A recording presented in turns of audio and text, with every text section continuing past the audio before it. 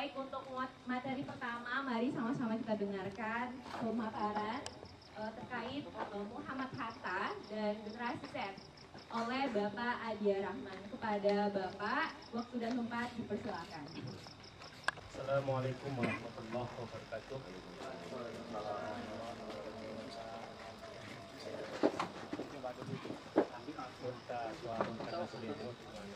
Assalamualaikum warahmatullahi wabarakatuh. Waalaikumsalam warahmatullahi wabarakatuh.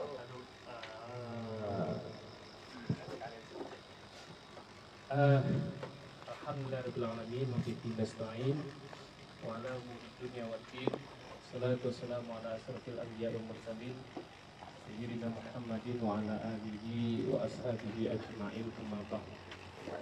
Yang saya hormati, di sini ada guru saya, Syekhul Akbar, Ustaz Dr. Ahmad Tarmizi. Masya Allah.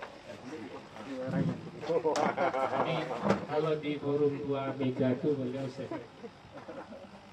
Ini orangnya nih. Kemudian ada juga di apa namanya itu Bapak Kandidat Doktor Angger Hidayat. Jadi nama beliau Angger, suku beliau Hidayat. Taufik Hidayat itu termasuk keluarga satu warga. Nah yang di situ anak Siak, orang Siak, Pak Zulkariman, ahli tentang lingkungan. Kalau mau bicara diskusi tentang lingkungan sama beliau. Kalau sama Pak Angger itu mau diskusi soal pariwisata dulu pernah kita diskusi kan. Nah, itu beliau. Adik-adik yang ada di sini pernah dengar nama Muhammad Hatta? Asli orang mana tuh? Asli orang Minang tuh bukan? Oh iya. Saya aja ragu beliau orang Minang tuh bukan. Ya. Ini untuk mengguncang keimanan Anda. Ya, dalam pengertian apa? Karena kalau ditanya orang Minang tentu ada sukunya. Nah, beliau ini agak data terkait dengan sukunya ini tidak jelas. Karena ibu beliau itu masih ada gennya ke Jawa. Tapi ayah beliau, kakek beliau itu seorang ulama besar, Syekh Abdurrahman Al-Khalafi An-Naqsabandi. Jadi guru Imam Mursyid Naqsabandiyah di Tanah Minang, di situ belajar Injek Canduang, belajar para mursyid-mursyid tarikat yang lainnya. Nah, termasuk beliau sendiri juga belajar sama kakek beliau itu. Nah, pertanyaan masihkah menjadi teladan? Karena hari ini kosakata tentang Hatta ini mulai hilang. Terakhir mungkin kita bisa melihatnya secara euforia ketika Tempo menerbitkan seri buku Bapak Pendiri Bangsa. Di situ disebutkan Muhammad Hatta sebagai jejak yang melampaui zamannya. Tapi setelah itu apakah Hatta menjadi pembicaraan kita? Hatta menjadi teladan kita? Ya mungkin masih jadi pertanyaan. Ya paling banter kita tahu Hatta itu siapa? Sang proklamator kemerdekaan Indonesia. Nah, bagaimana pribadi Hatta, bagaimana keteladannya, ini seagaknya sudah menjadi barang langka. Kalau bisa dicabut ya Pak Angger ya. Gitu. Ya Pak Deka. Nah, kalau gen sebelum itu, kalau ada yang ngomong dia akan dengar. Kalau saya waktu SD siap gerak. Kalau Gen Z siap gerak. Dia main. Apakah itu salah? Bukan persoalan salah benar, tapi ini persoalan bagaimana realitas kehidupan kita. Dan tapi yang penting adalah sikap seperti apa yang harus kita gunakan, kita ambil dalam merespon perkembangan teknologi yang sangat cepat sekali. Saya sebagai generasi milenial mengerti Microsoft Word itu dari sistem DOS kemudian Windows 95. Yang disketnya tahu ada hampir separuh laptop saya itu besar disketnya waktu itu. Kemudian ganti di era floppy disk. Nah, kalau Anda kan sudah eranya apa? Kalau Anda masih bilang flash disk, gagal Anda sebagai Gen Z. Anda udah generasi yang itu cloud. Sudah sistem penyimpanannya berbasis cloud. Bukan lagi pakai flash disk. Ini Gen Z. Nah, kalau Anda buka TikTok, Gen Z itu yang paling akrab dengan TikTok. Malah mau everything dalam kehidupan Anda itu adalah TikTok. Mau cari apapun di TikTok ketemu. Betul? Betul nggak? Betul. Ya, ini duduk di sini pun ambil status dulu. Meneladani Hatta. Nggak apa-apa. Anda harus menikmati momen ini. Karena nanti ketika Anda punya anak yang seperti ini mungkin sudah hilang. Ya, momen seperti ini mungkin sudah tidak ketemu lagi.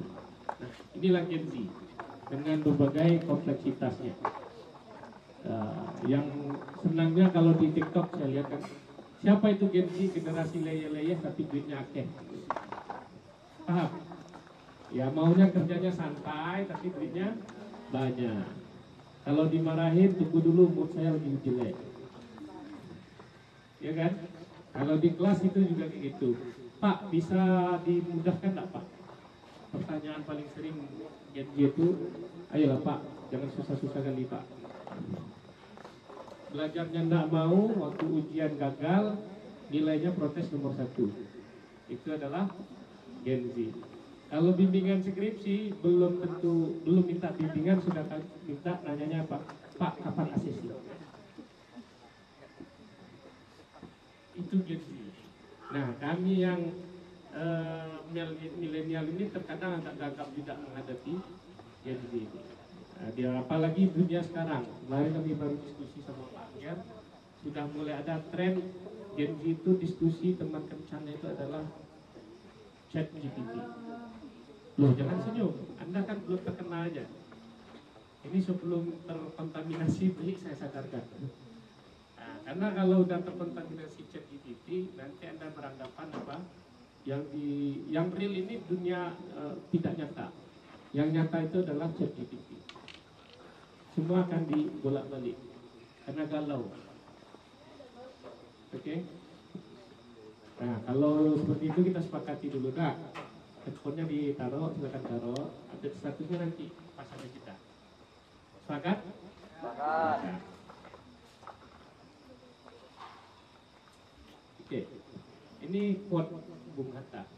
Bung Hatta pernah ngomong, bagi pemuda Indonesia, ia lebih suka melihat Indonesia tenggelam ke dasar laut daripada mempunyai sebagai jajahan orang kembali. Ini stylenya kosakata generasi apa ini? Generasi namanya yang kelahiran 1902, awal abad ke-20. Kosakatanya kayak gini. Lebih baik Indonesia ini tenggelam daripada jadi jajahan. Kalau dibawa pertanyaan Gen Z, maukah Anda Indonesia ini tenggelam daripada dijajah sama pelaku-pelaku korup yang berdasi itu?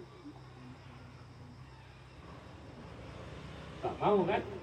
Yang penting apa? Yang penting kita makan, enjoy society gitu kan. Ya korupsi terserah. Ini bentuk keprihatinan kata waktu masih muda. Yang penting ada sinyal. Hidup Anda ada handphone, ada kuota, satu lagi colokan. Kalau colokannya nggak ada itu darurat pemerintahan. Nah, siapa Bung Hatta? Nah, ini Bung Hatta ya. Bung Hatta lahir di Awu Tanjung Kang.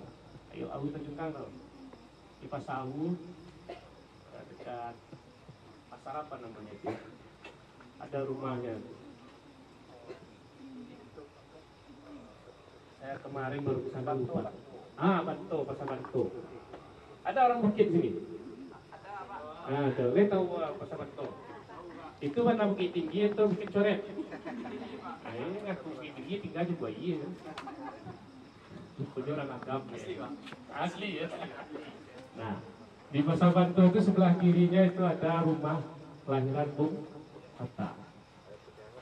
Jadi orang kalian yang pernah ke sana siapa? Orang yang dari Bukit tadi Tinggi udah pernah masuk ke rumah Bung Hatta tuh? Oh sudah. Kalau enggak tuh gawat darurat. Nah, jadi Bung Hatta ini lahir dari keluarga, katakanlah keluarga mumpuni ya. Dia dari keluarga pebisnis yang sukses. Kakeknya itu seorang tadi yang saya katakan, seorang ulama besar di Batu Hampa, Kumbu. Dia adalah mursyid dari tarikat Naqsabandi, yaitu Syekh Abdurrahman Al-Khalidi. Jadi bukan pribadi yang sembarangan. Nah, dari kakeknya ini Hatta belajar tentang agama. Dari pamannya, karena ayahnya waktu Hatta masih kecil, ayahnya sudah meninggal dunia. Jadi orang-orang hebat itu ada indikator tanda pertandaan alamnya. Nah, Hatta termasuk yang dari kecil tidak tahu bagaimana sosok ayahnya. Tapi kalau dari cerita neneknya, eteknya segala macam, Hatta itu perawakannya sangat mirip dengan ayahnya. Nah, karena dia setiap akhir pekan belajar dengan kakeknya, Hatta menjadi pribadi yang sangat taat beragama. Oke.